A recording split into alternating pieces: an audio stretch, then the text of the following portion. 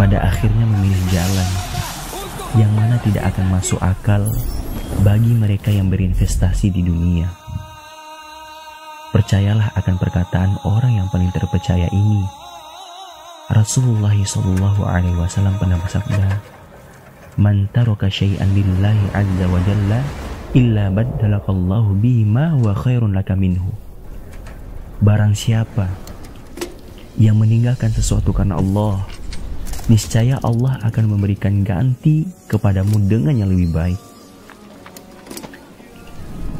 Salah satu nikmat terbesar dari Allah adalah dipertemukannya dengan orang-orang atau keluarga yang juga mencintai Allah dan Rasul-Nya.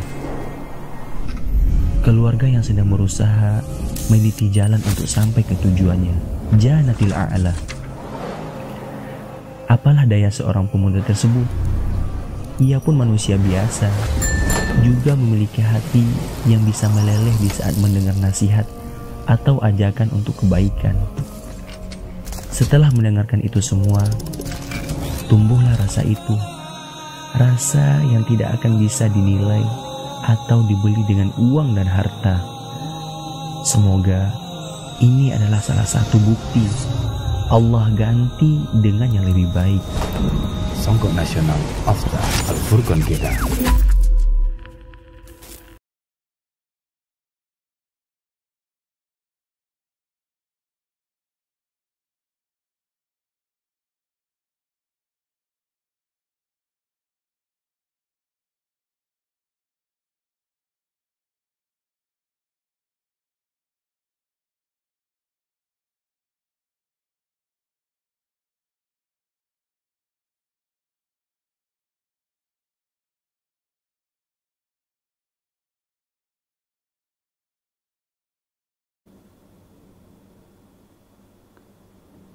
Bismillahirrahmanirrahim.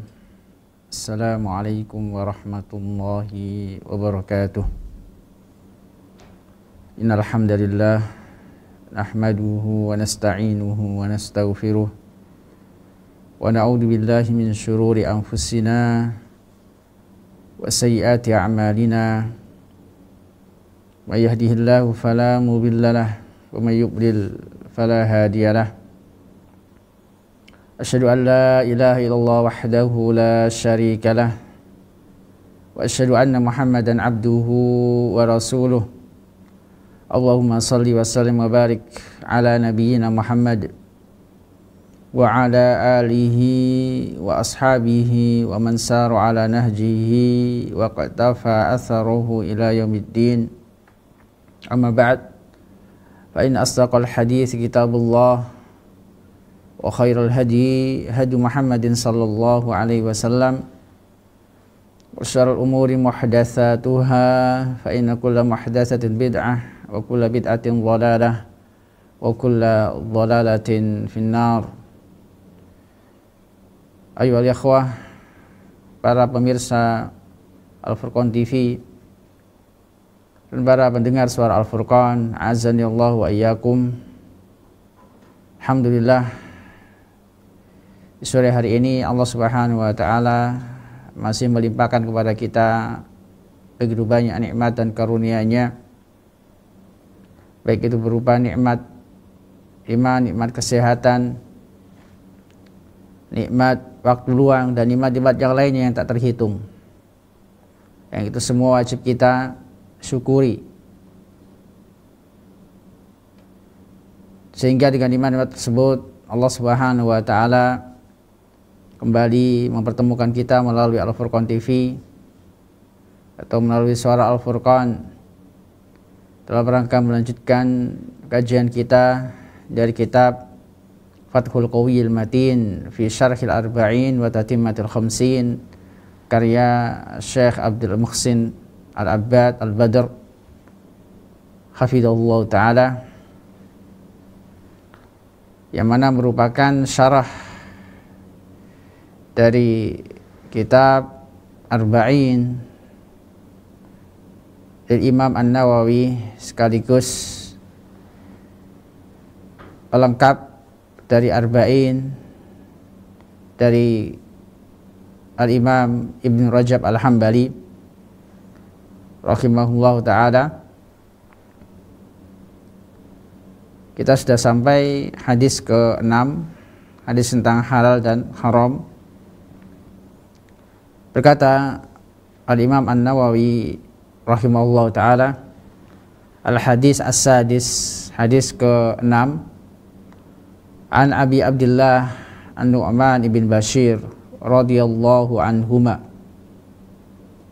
qala sami'tu Rasulullah sallallahu alaihi wasallam yaqul innal halala bayyinun wa innal harama bayyinun wa bainahuma umurun mushtabihatun la ya'lamuhunna katsirun minan nas wa man ittaqa syubahat faqad istabra'a li dinihi wa 'irdihi wa man waqa'a fi syubahat waqa'a fil haram karra'i yar'a hawla al-hima yushiku ay yarta'a fihi ala wa inna likulli malikin hima ala wa inna himallahi maharimuh ala wa inna fil jasadi mudghah idza salahal jasadu kulluh wa idza fasadal jasadu kulluh ala wa hiyal qalb.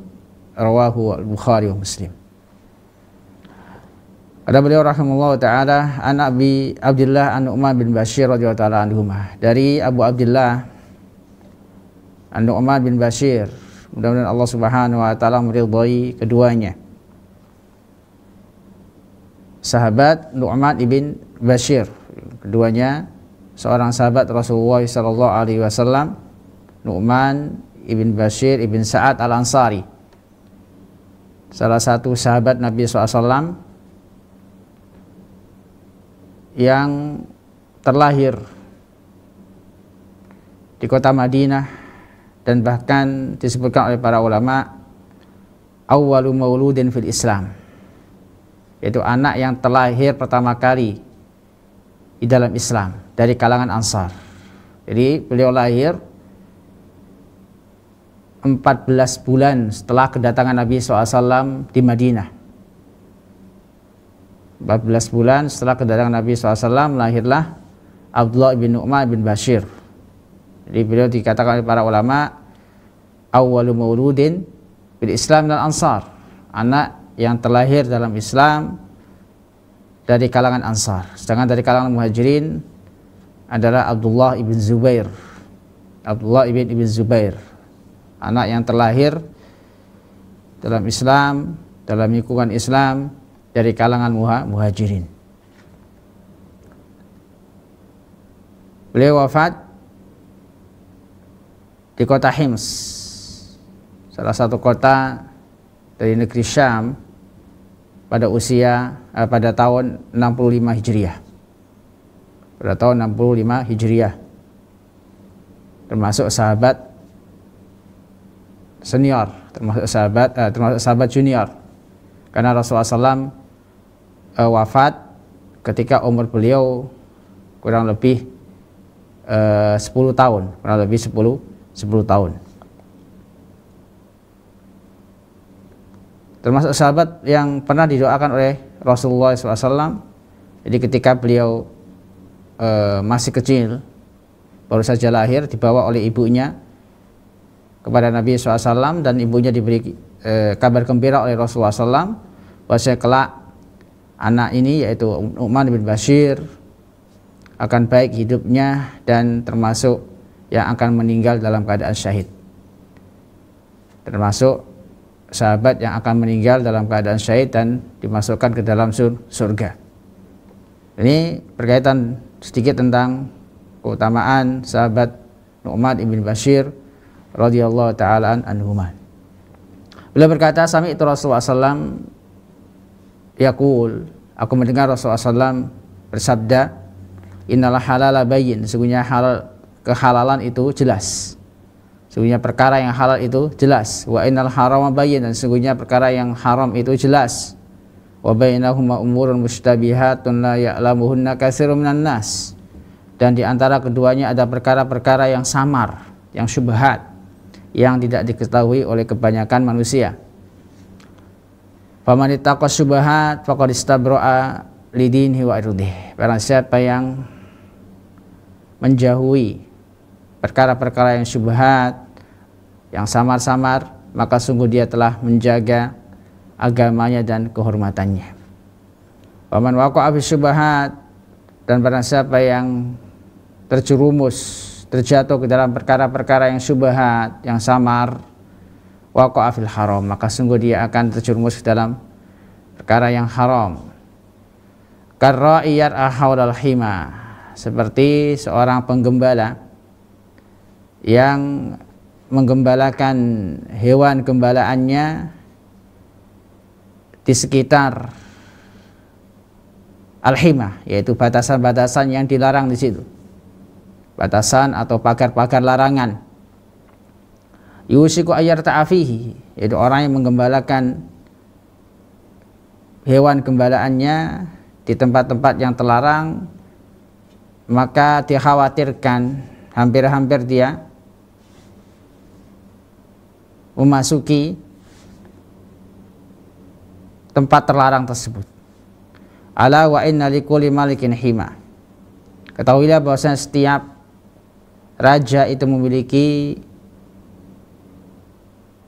tanah atau tempat kekuasaan, tempat yang dimana di situ dilarang untuk menggembala atau masuk di dalamnya. Ala wa inna himallahi maharimu, ketahuilah bahwasanya hima Allah, larangan-larangan Allah, batasan-batasan Allah adalah larangan-larangannya. Ketahuilah bahwasanya batasan-batasan Allah adalah larangannya. Ala wa inna fil jasadi mudghah, ketahuilah bahwasanya di dalam tubuh terdapat segumpal daging. Idza saluhat saluhal jasadu kulluh, jika segumpal daging tersebut baik, maka seluruh tubuh pun baik. Wa idza fasadat, jika segumpal daging tersebut rusak, fasadal jasadu kulluh, maka seluruh tubuh pun menjadi rusak. Ala wahiyal qalb, ketahuilah bahwa segumpal daging tersebut adalah hati. Rawahul Bukhari wa Muslim, hadis riwayat Bukhari dan Muslim. Ikhwani wa akhwati azanillahu wa iyyakum, para pemirsa Al-Furqan TV dan para pendengar suara Al-Furqan rahimani wa rahimakumullah. Hadis ini memiliki keutamaan. Hadis ini termasuk bagian dari kaidah agama kita. Bahkan disebutkan oleh para ulama bahwa sepertiga agama kita, atau hadis ini mencakup sepertiga dari agama kita, sepertiga dari agama Islam. Bagaimana yang telah kita sampaikan ketika muqaddimah, ketika menjelaskan muqaddimah kitab ini, bahwasanya sepertiga dari agama kita itu kembali kepada hadis innamal a'malu binniyat, hadis tentang niat, hadis pertama dari Arba'in. Sepertiga yang lainnya kembali kepada hadis Aisyah radhiyallahu ta'ala anha yang telah kita baca penjelasannya pada pertemuan sebelumnya, yaitu hadis kelima, man amila amalan laisa alaihi amruna fahuwa raddun, karena siapa yang mengamalkan suatu amalan yang tidak ada asal usulnya, atau tidak ada perintahnya dari kami, maka amalan tersebut tertolak. Sedangkan sepertiga yang ketiga yaitu hadis ini, hadis tentang halal dan haram, hadis Nu'man bin Bashir radhiyallahu ta'ala anhuma. Dan juga hadis ini bukan hanya menjelaskan tentang halal dan haram, menjelaskan pula tentang perkara-perkara yang syubhat, yang samar. Nanti kita akan bacakan penjelasan Syekh Abdul Muhsin Al-Abbad terkait perkara-perkara yang syubhat, apa yang dibahas dengan perkara-perkara yang syubhat, yang samar itu. Dan juga hadis ini menjelaskan kepada kita tentang hal-hal yang bisa memperbaiki hati, atau hal-hal yang bisa merusak hati. Karena itu hadis ini sangat penting sekali untuk dipelajari oleh setiap muslim. Sebagian ulama mengatakan bahwa hadis ini termasuk seperempat dari agama kita. Jadi ada khilaf dari para ulama. Ada yang mengatakan sepertiga dari agama kita kembali ke hadis ini. Ada yang mengatakan seperempat dari agama kita kembali ke hadis ini. Baik, kita baca penjelasan Syekh Abdul Muhsin Al-Abbad hafidhahullah ta'ala. Poin pertama, qauluhu innal halala bayyin wa innal harama bayyin wa bainahu umur mushtabihatun la ya'lamuhunna katsirun minan nas fi taqsimul asya' ila salasati aqsam. Jadi ucapan Nabi SAW, sesungguhnya perkara yang halal itu jelas, perkara yang haram itu jelas, dan di antara keduanya terdapat perkara-perkara yang samar yang tidak diketahui oleh kebanyakan manusia. Kata beliau, bahwasanya dalam hadis ini terdapat tiga pembagian. Terdapat tiga pembagian. Al-awwal, yang pertama, al-halalu bayyin, yaitu sesuatu yang sudah jelas halalnya.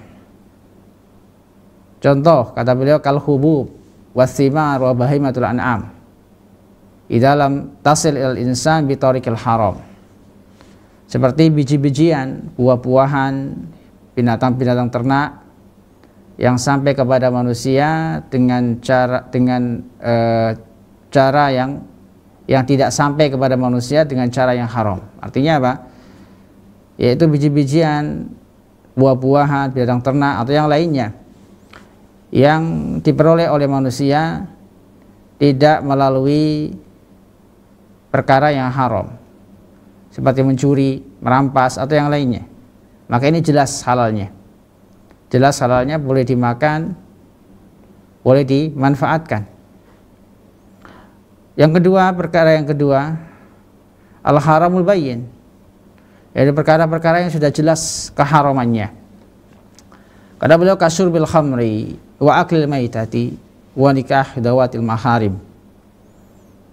Seperti kata beliau, wa minum khamr, ini jelas haram. Wa aklil maitah, makan bangkai, wa nikah dawatil maharim, dan menikahi wanita-wanita yang dilarang untuk dinikahi. Ini semua sudah jelas haramnya. Wa hadani ya'lamu al khas wal 'am, dan dua perkara ini, perkara yang halal dan perkara yang haram, atau perkara yang jelas kehalalannya dan yang jelas keharamannya, ini diketahui oleh semua orang, baik itu para ulama atau orang awam. Yang ketiga, kata beliau, al-mushtabihat al-mutaraddidatu bainal hilli wal hurmah, yaitu perkara-perkara yang syubhat, yang diragukan antara kehalalannya dan keharamannya. Walaysa minal halalil bayyin, tidak termasuk perkara yang jelas halalnya.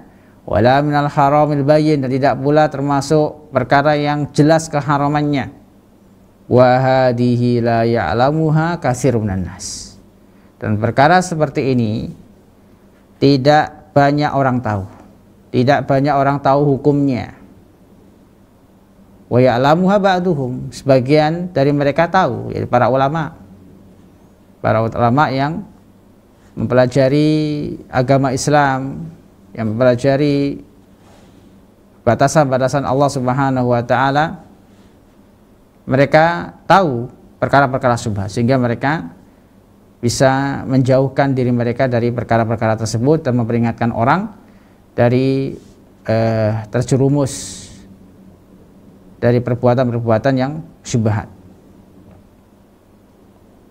Jadi perkara yang ketiga ini perkara yang harus kita pelajari, sehingga kita tidak terjatuh ke dalam perbuatan yang haram atau hal-hal yang diharamkan oleh Allah Subhanahu wa ta'ala. Karena disebut dalam hadis ini, faman ittaqas syubhat faqad istabra li dinihi wa irdihi, sampai kepada ucapan beliau, waman waqa'a fi syubhat waqa'a fil haram, dan barang siapa yang terjerumus ke dalam perkara yang syubhat, maka dia akan terjerumus ke dalam perkara yang haram. Karena itu penting mengetahui perkara yang syubhat, sebagaimana pentingnya kita mengetahui perkara-perkara yang halal dan perkara yang haram.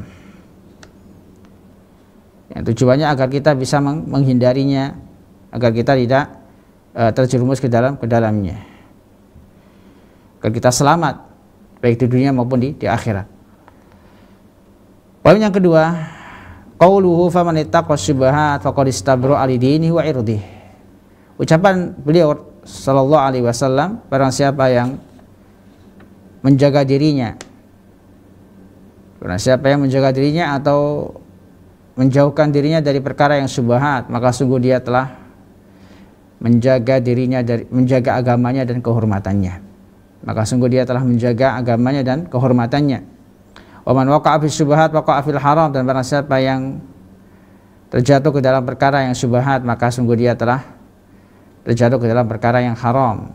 Karra yar'a haulal hima, seperti seorang penggembala yang mengembalakan hewan gembalaannya di sekitar batasan-batasan yang dilarang. Yusiku, hampir-hampir dia akan yarta'afi, masuk ke dalam batasan-batasan tersebut yang diharamkan. Ala wa inna likulli malikin hima, ketahuilah bahwa setiap raja itu memiliki hima, batasan-batasan, yaitu daerah-daerah larangan. Ala wa inna himallah maharim, ketahuilah bahwasanya batasan-batasan Allah adalah hal-hal yang diharamkan olehnya. Kata beliau, hada yarji ilal qism salis. Kalimat ini kembali kepada perkara yang ketiga, yaitu perkara yang syubhat. Kata beliau, wal mustabihat wa yatajannab wal insan, maka hendaknya manusia meninggalkannya, menjauhkan dirinya dari perkara yang syubhat. Karena apa, kata beliau, wa fi dzalika salamatu lidinihi fi ma bainahu wa bainallah. Karena dengan menjauhkan diri dari perbuatan atau dari perkara-perkara yang syubhat, maka sungguh dia akan selamat, agamanya akan selamat. Jadi agama dia akan selamat antara dia dengan Allah Subhanahu wa taala. Wassalama li irdihi fi ma bainahu wa bainan nas, antara dia dengan manusia. Jadi kehormatannya pun selamat. Maksudnya apa?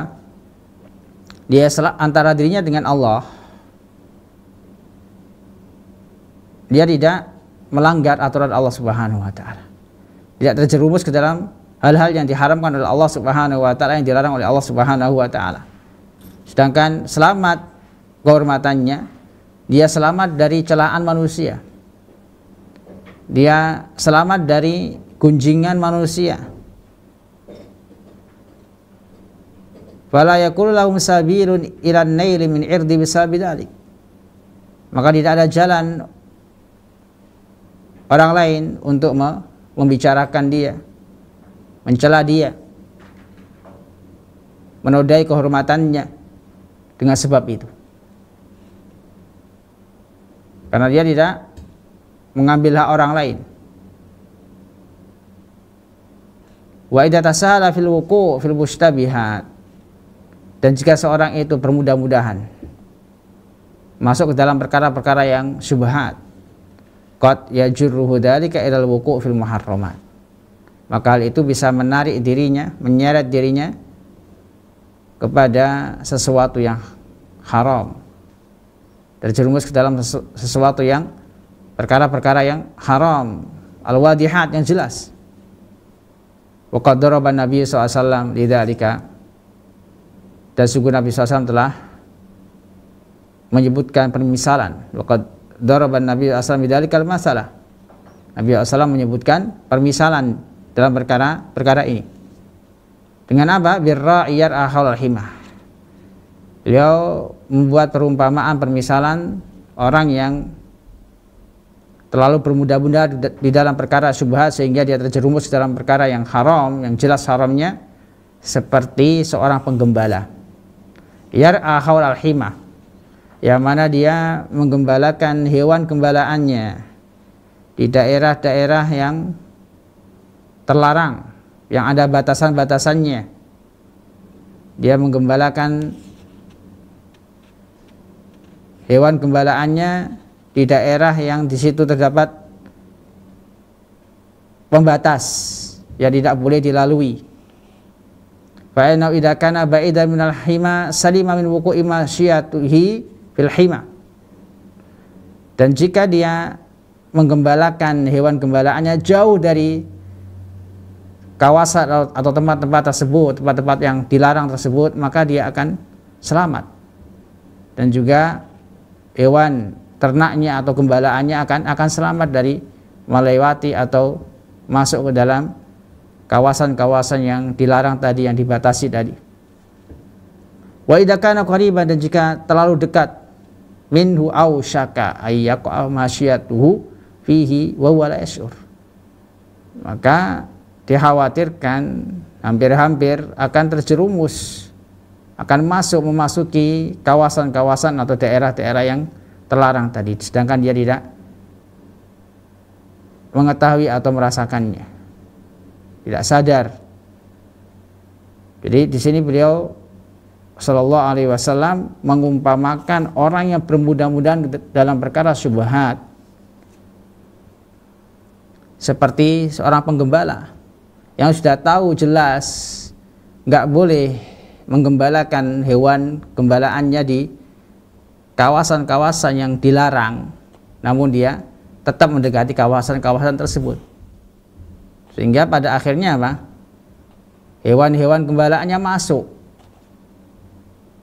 masuk di kawasan atau daerah-daerah yang dilarang, sehingga menyebabkan dia terkena hukuman, terkena denda atau yang lainnya. Karena itu dijelaskan di sini wal murabil hima. Jadi maksud dengan hima ma yahmihil muluk wa ghairuhu minal aradil mukhsibah, yaitu yang dijaga, yang dipelihara oleh raja-raja, itu raja-raja Arab terdahulu atau yang selain mereka, yang selain dari raja, orang yang memiliki kekayaan berupa tanah yang luas, yang mana mereka biasa membatasi tanah-tanah mereka, kawasan-kawasan mereka, khususnya al-aradil mukhsibah, yaitu tanah-tanah yang subur, wa yamna'una ghairahu min qurbiha, dan melarang orang lain untuk mendekati kawasan-kawasan tersebut. Waladiyar ahawlaha, dan bagi orang yang menggembala di sekitarnya, yang membiarkan hewan-hewan ternaknya makan di sekitar tempat tersebut, yushiku ayyaqafi, hampir-hampir atau dikhawatirkan dia akan masuk ke dalam kawasan-kawasan atau batasan-batasan tanah tersebut yang dilarang untuk dimasuki.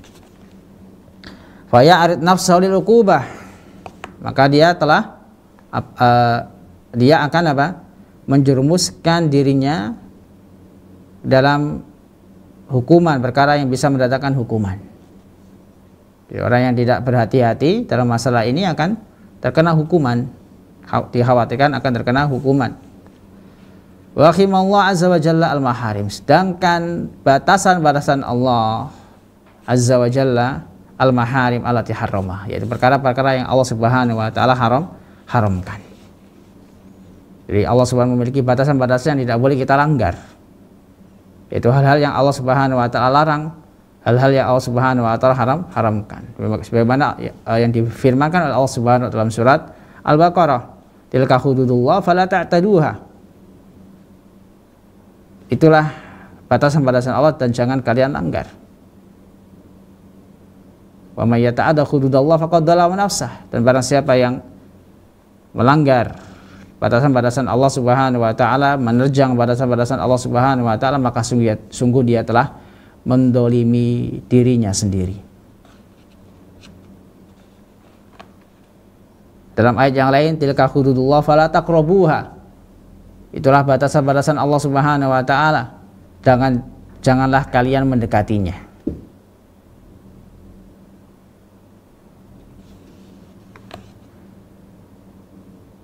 Wajibu alal mari al-ibtiad anha, maka wajib bagi siapapun untuk menjauh darinya.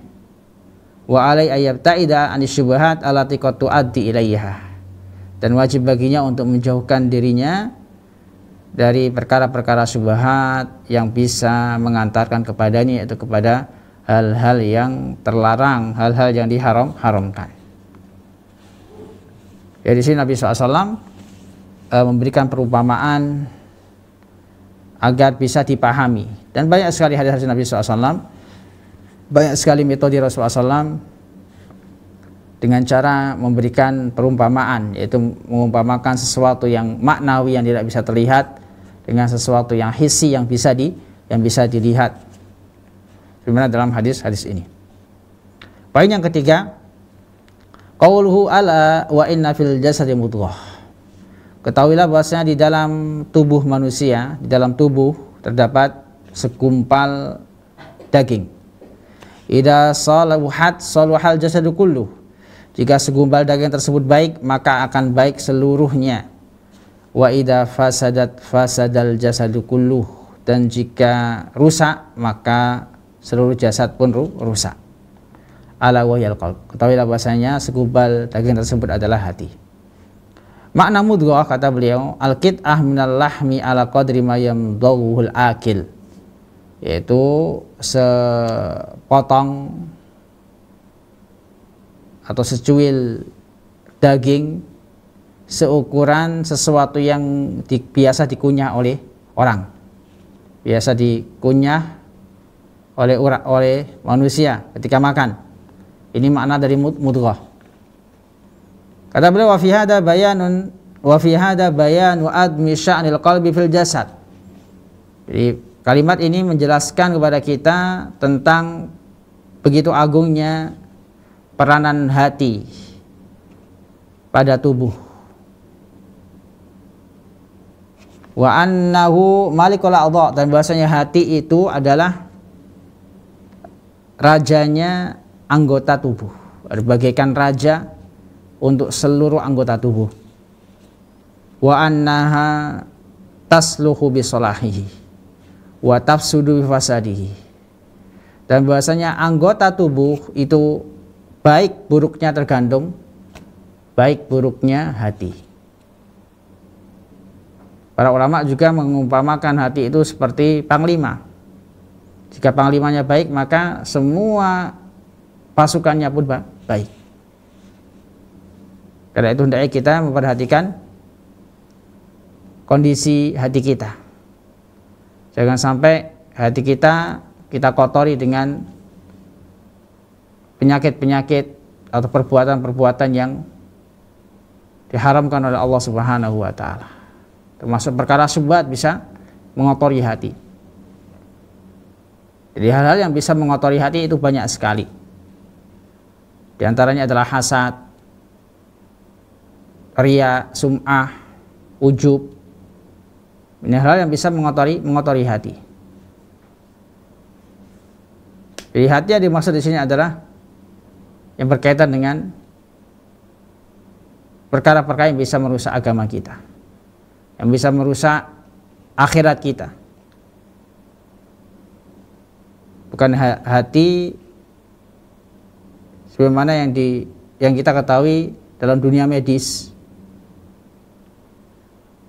atau al-qalb yang diartikan jantung, yang fungsinya memompa darah ke seluruh tubuh, yang fungsinya memompa darah ke seluruh tubuh. Jika organ ini rusak, maka manusia terancam hilang nyawanya. Yang hampir sama dengan hati yang disebutkan dalam hadis ini, yang merupakan bagian penting dari tubuh. Dan banyak sekali ayat-ayat Allah Subhanahu wa taala yang menyebutkan tentang hati. Di antaranya adalah walaqad dara'na li jahannama katsiran minal jinni wal ins lahum qulubun la yafqahuna biha. Dan sungguh telah kami siapkan Jahannam, neraka Jahannam bagi kebanyakan manusia dan jin. Siapakah mereka yang diancam oleh Allah Subhanahu wa taala masuk ke dalam neraka Jahannam, yang disiapkan oleh Allah untuk mereka neraka Jahannam? Ciri-ciri mereka, kata Allah Subhanahu wa taala, lahum qulubun la yafqahuna biha. Yaitu orang-orang yang memiliki hati namun tidak menggunakan hati mereka untuk berpikir.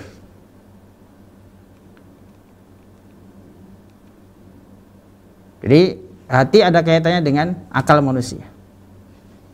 ada kaitannya dengan akal manusia yang dengannya dia bisa berpikir, bisa memahami ayat-ayat Allah Subhanahu wa taala.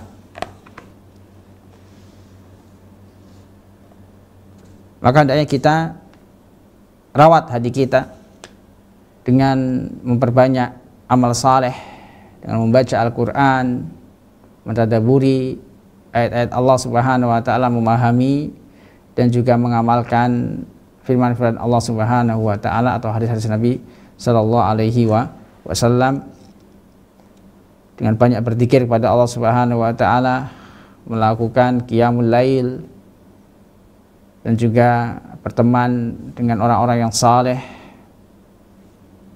Ini di antara perkara-perkara yang bisa menjaga, membersihkan hati-hati kita.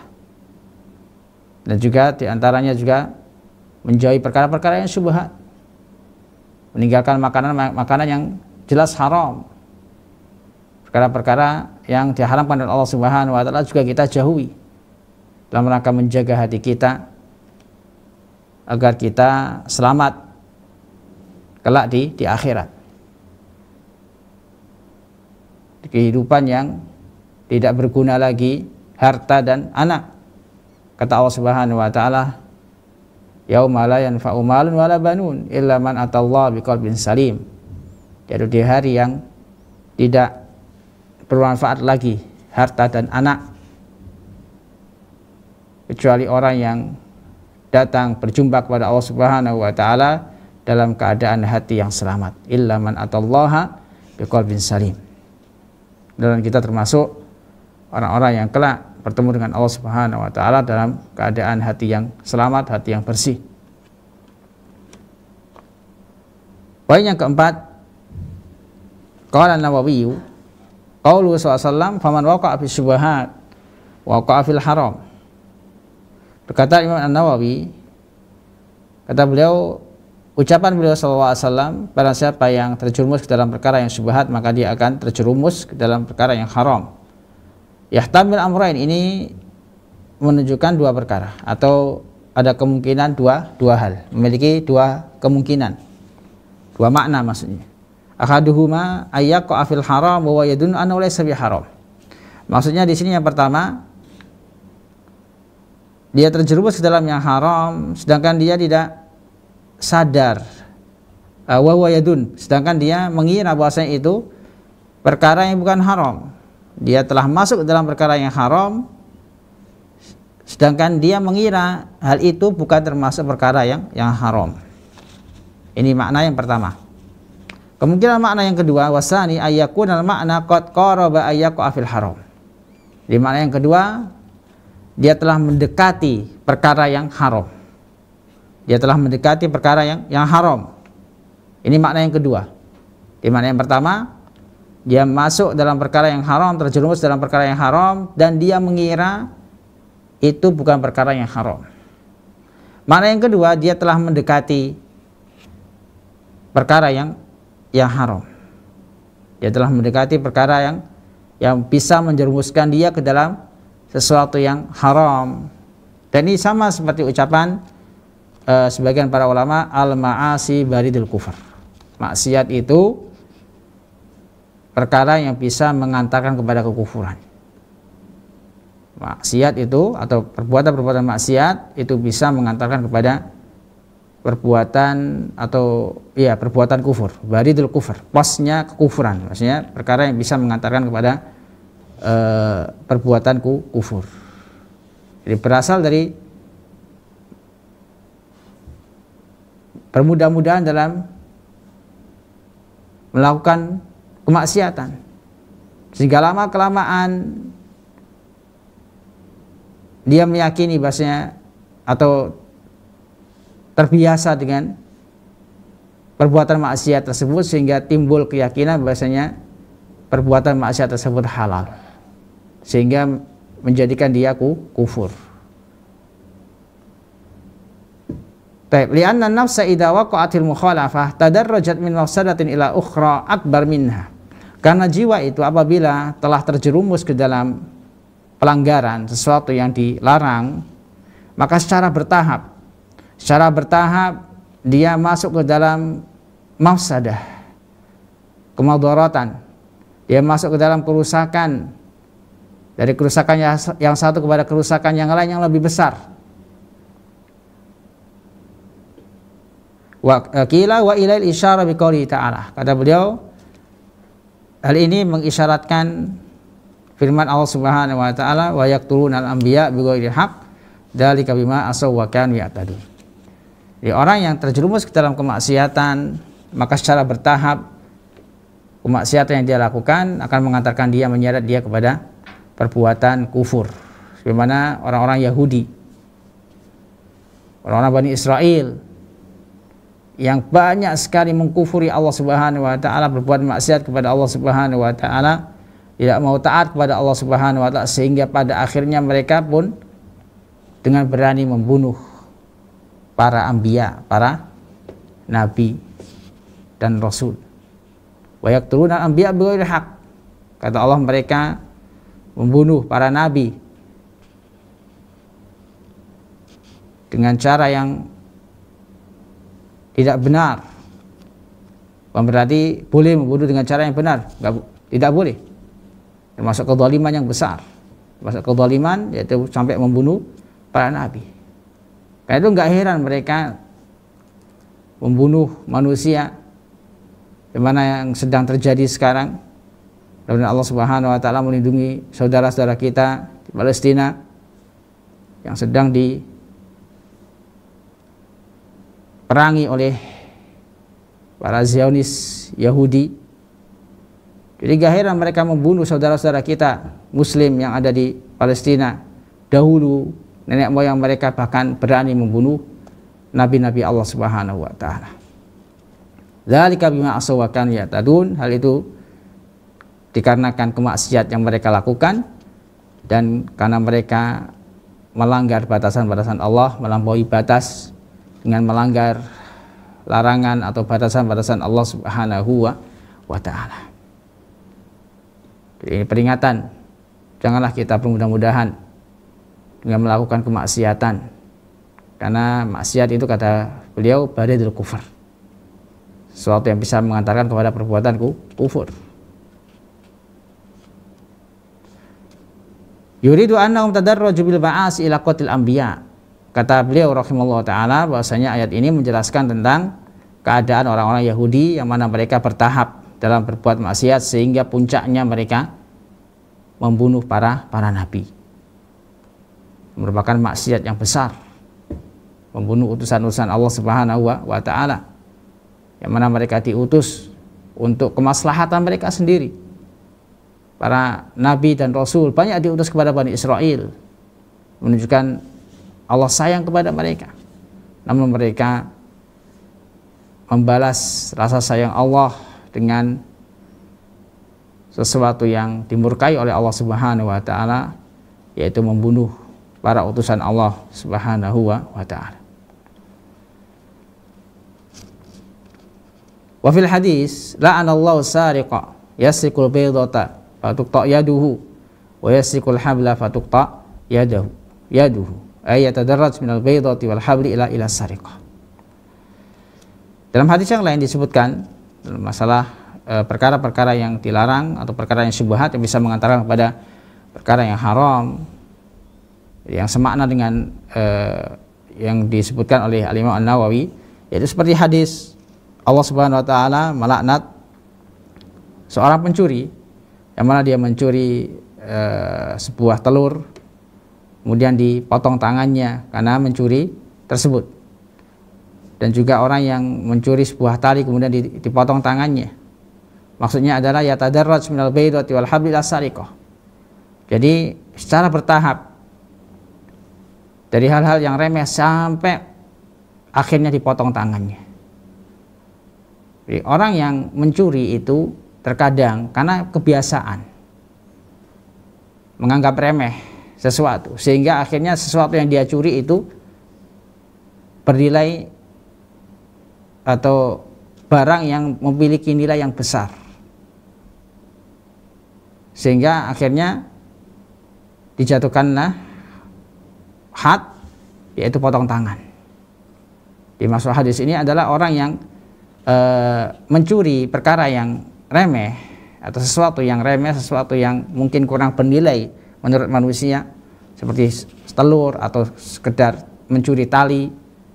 Namun lama kelamaan dia akan berani mencuri sesuatu yang bernilai sehingga menyebabkan dia dipotong tangannya.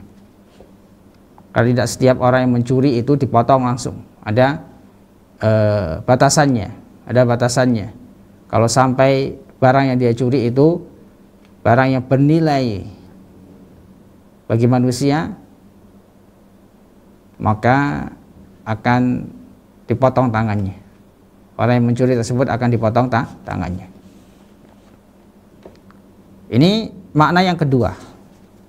Jadi orang yang mendekati sesuatu yang syubhat, dikhawatirkan dia akan terjerumus ke dalam perkara yang haram, akan mengantarkan dia ke dalam perkara yang haram. Sehingga janganlah kita pun mudah-mudahan masuk dalam perkara-perkara yang syubhat, yang dikhawatirkan akan menyeret kita kepada perbuatan atau perkara yang haram yang dilarang oleh Allah Subhanahu wa taala.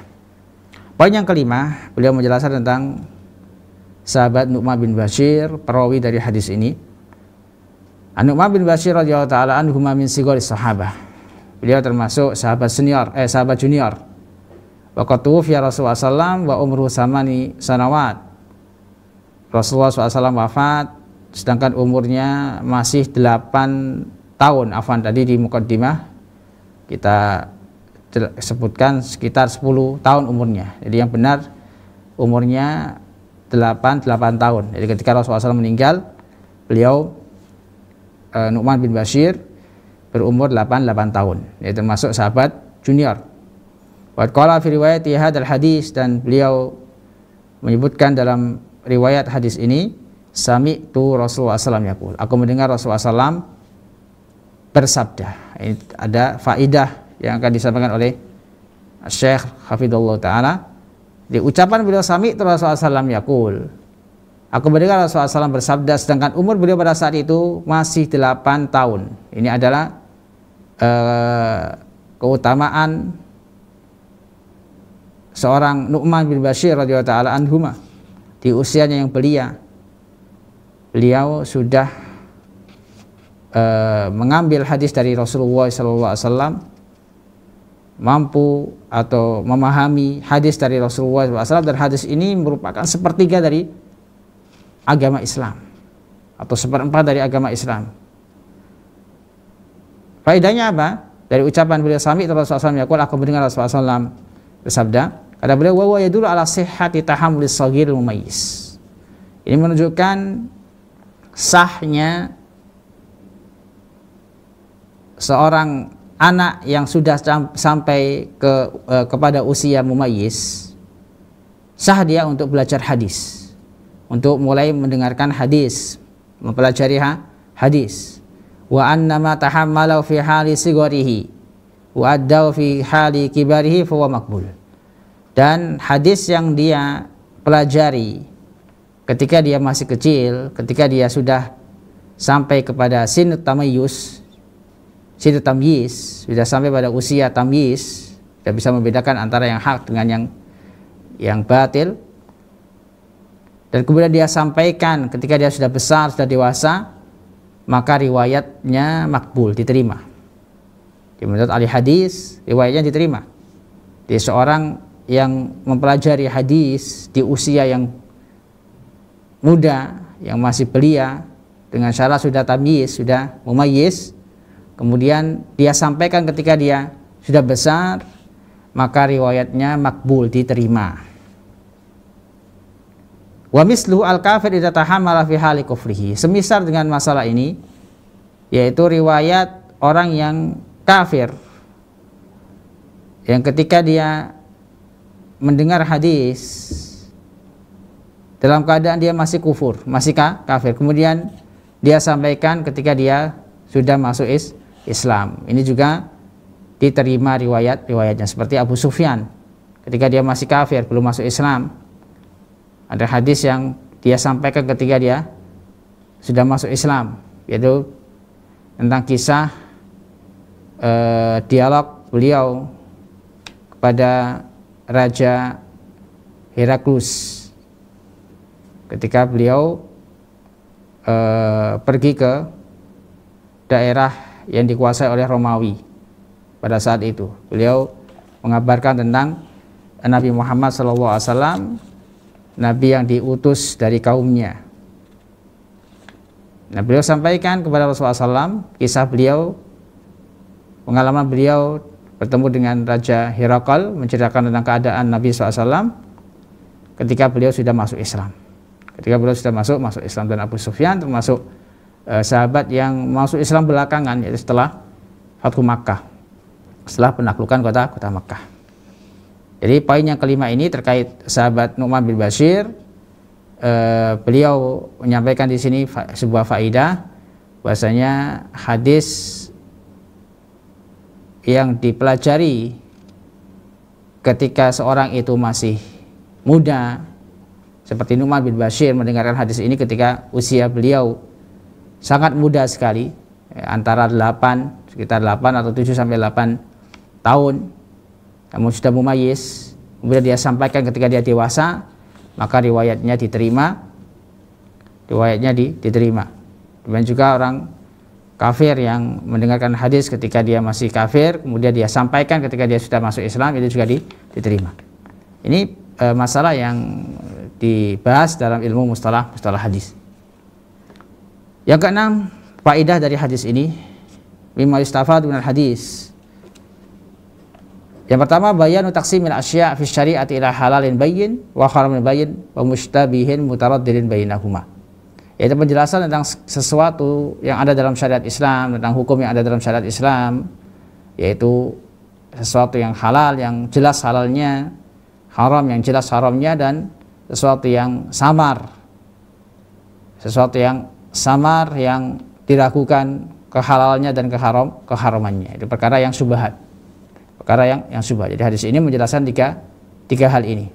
Perkara yang jelas halalnya, perkara yang haram, yang jelas haramnya, dan perkara yang syubhat, yang samar-samar, yang belum jelas kehalalan dan keharamannya.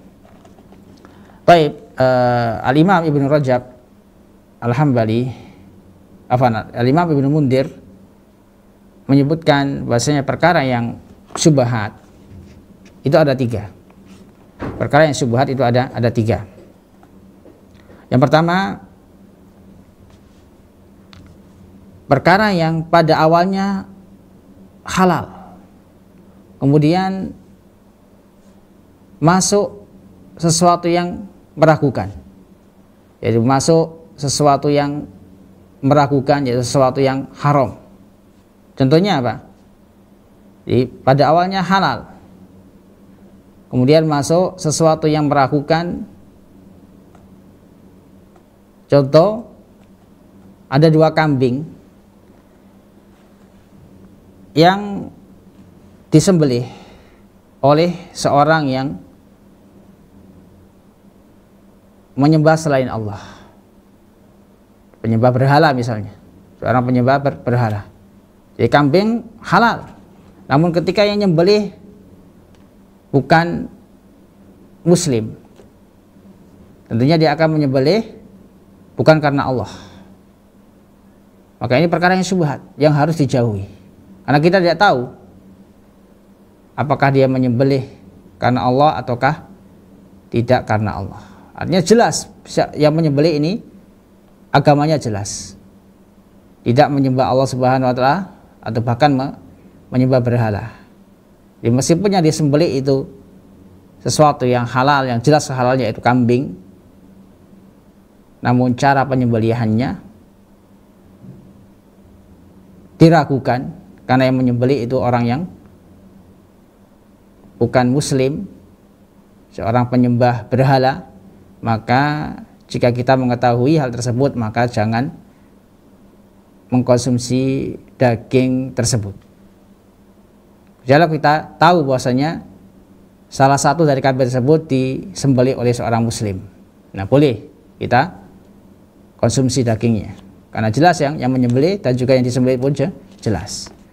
Perkara yang kedua sebaliknya, sesuatu yang haram kemudian ada kemasukan sesuatu yang diragukan kehalalannya. Jadi bercampur antara yang haram dan yang halal, namun yang haram lebih dominan. Yang haram lebih dominan atau diragukan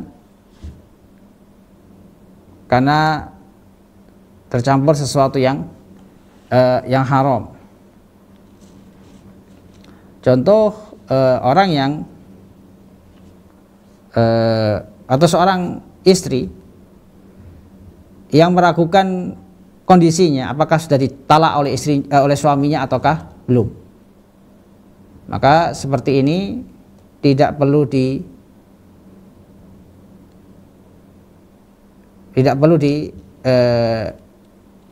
harusnya dihiraukan atau diabaikan, tidak berpengaruh selama keraguan-raguannya itu selama belum jelas apakah sudah ditalak atau belum ditalak, maka dia masih menjadi istri yang sah. Ini juga termasuk perkara yang syubhat.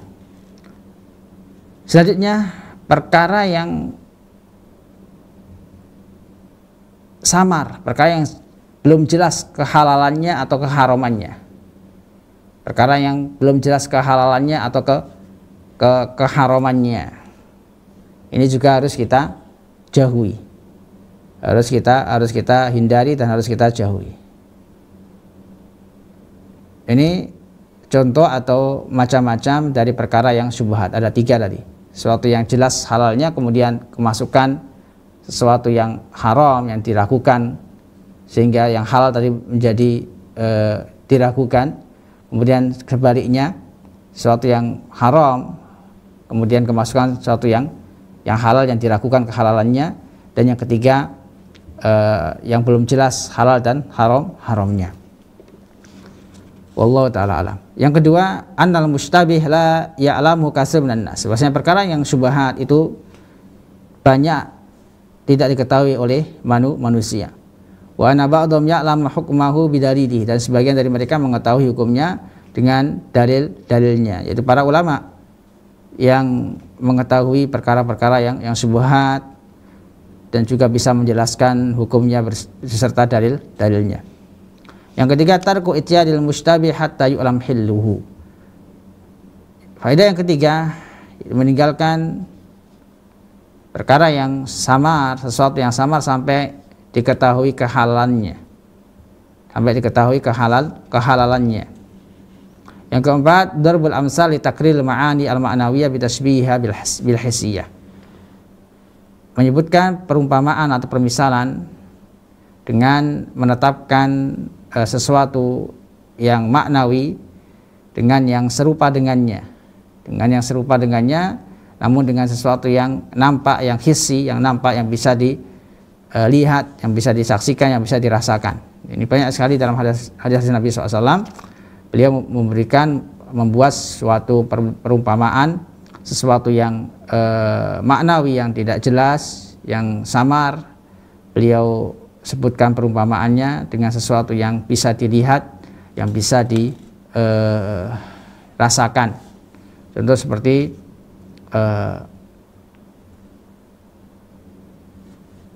permisalan Nabi SAW, seorang mukmin dengan mukmin yang lainnya seperti bangunan yang saling menguatkan, Demikian juga dalam hadis ini beliau permisalkan orang yang memasuki sesuatu yang syubhat, yang bermudah-mudahan dalam perkara yang syubhat, dikhawatirkan dia akan terjerumus dalam perkara yang haram, seperti penggembala yang menggembalakan hewan gembalaannya di daerah-daerah atau kawasan-kawasan yang dilarang. Dia menggembalakan gembalaannya di daerah-daerah atau dekat di kawasan yang dilarang, maka dikhawatirkan dia akan masuk dalam kawasan yang diharamkan tersebut, yang dilarang tersebut. Yang kelima, innal insana idza waqa'a fil umuril mustabihati hana 'alaihi ayyaqa'a fil umuril wadihah. Seorang yang terjerumus dalam perkara-perkara yang samar, yang syubhat, maka akan mudah dia terjerumus dalam perkara-perkara yang jelas keharamannya. Yang keenam, bayanu idhami sya'nil qalb. Penjelasan dari hadis ini menjelaskan tentang besarnya kedudukan hati, peran hati di dalam tubuh manusia. Wa anal a'dha tabi'atun lahu, bahwasanya seluruh anggota badan itu mengikuti hati. Tasluhu bi salahihi, baiknya hati tergantung baiknya anggota badan tergantung baiknya hati.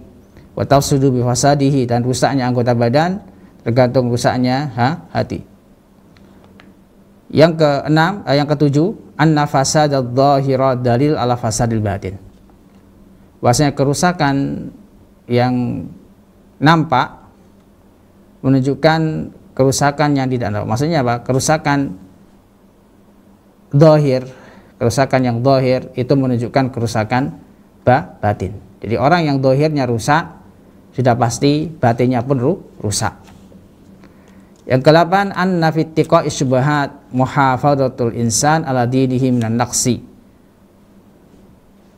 wa irdihi minal aibi was salbi. Biasanya orang yang berhati-hati dari perkara syubhat, maka dia telah menjaga agamanya dari kekurangan, dari sesuatu yang kurang, sesuatu yang diharamkan oleh Allah Subhanahu wa taala.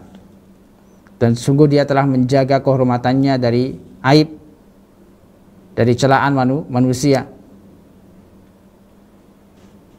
Ini faedah-faedah yang bisa kita ambil dari hadis yang ke-6, hadis Nu'man ibn Bashir radhiyallahu taala anhuma. Baik, kita cukupkan sampai hadis ke-6. Insyaallah kita lanjutkan hadis selanjutnya pada pertemuan selanjutnya bi'idznillah ta'ala. Kita tutup kajian kita dengan bacaan kafaratul majlis. Subhanakallahumma bihamdika asyhadu an la ilaha illa anta astaghfiruka wa atubu ilaik. Wassalamualaikum warahmatullahi wa ala alihi wasallam. Wassalamualaikum warahmatullahi wabarakatuh. Al Furqan TV, saluran pendidikan, dakwah dan inspirasi Islami.